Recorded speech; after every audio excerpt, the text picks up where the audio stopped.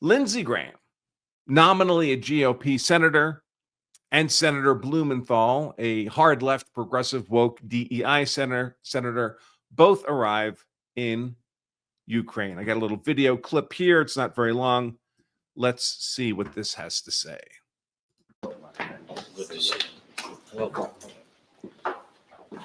They're such good friends.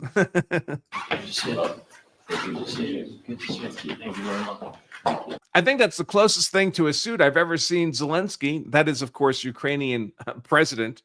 They haven't had an election in years. President Zelensky. That's the closest thing to a suit I've ever seen him wear.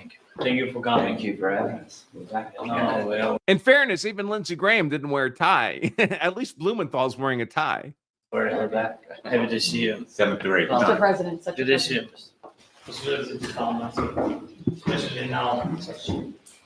All right, well, that looks boring. So let's go to the next clip. Here they are. Blumenthal on the left, Lindsey Graham on the right.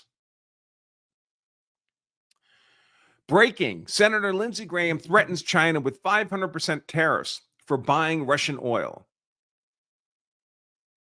You think Lindsey Graham has that authority?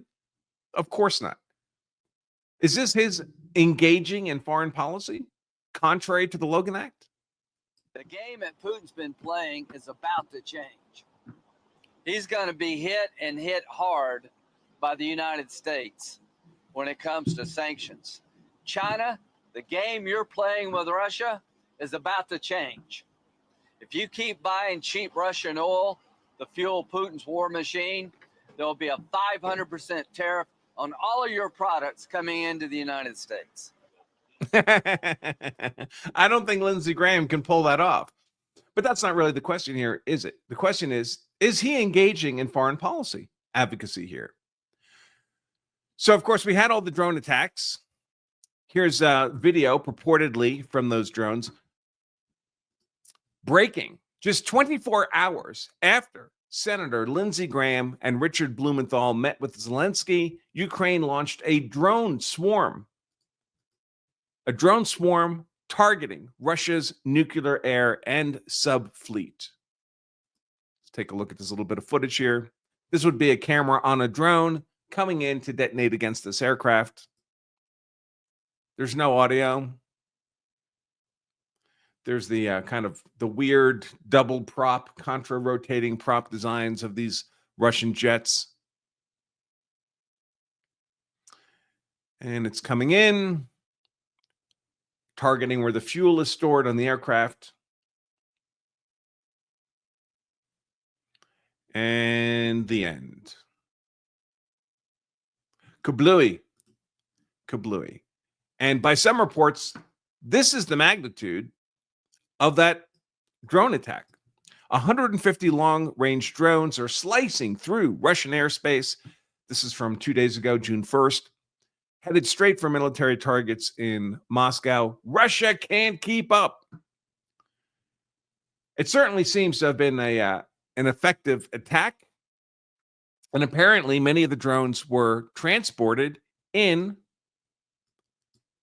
truck cargo containers like this one, where the tops were hydraulically lifted, and then the drones stored inside were able to take off. And some people say traveled 1,000 or more kilometers into Russia.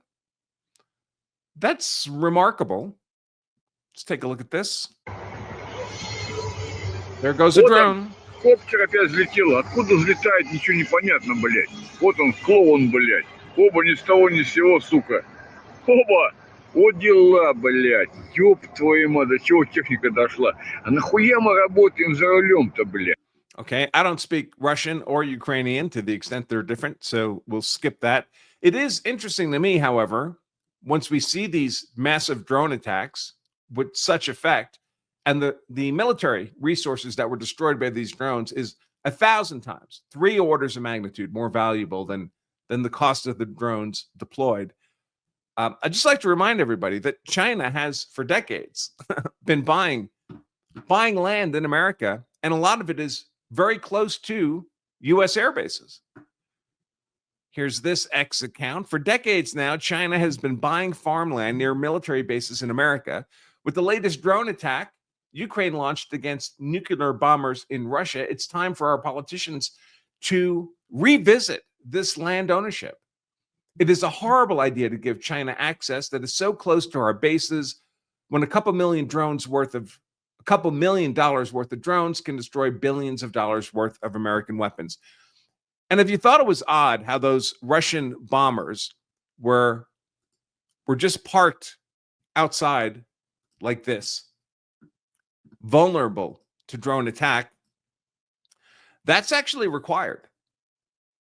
That's required by strategic treaties we have with Russia. They have to have their bombers parked out in plain sight, and we have to do the same with ours, with our strategic bombers, so that they can be counted from space and make sure everybody's abiding by their treaty obligations. So they're not really sheltered in any way from these kinds of attacks. I'm not sure it would be easy to do that.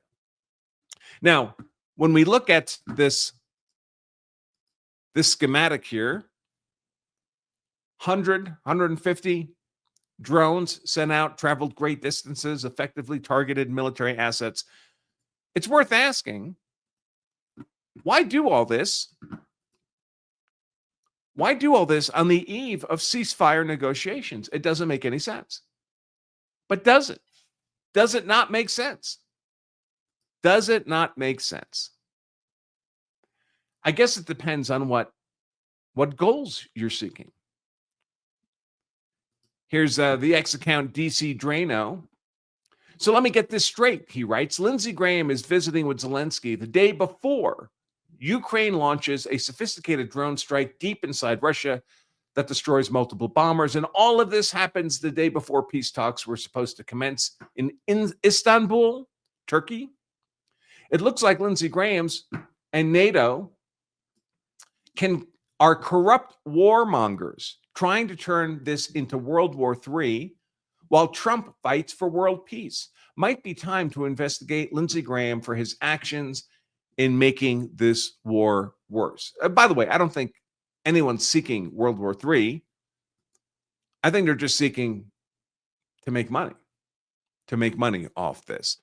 Thanks for watching this highlight segment of our full-length Law of Self-Defense live stream. If you enjoyed this content, make sure to give us a like and subscribe for more expert analysis on politics, law, and how to be hard to convict. And to watch the full-length episode of this show, just click right here. Stay safe.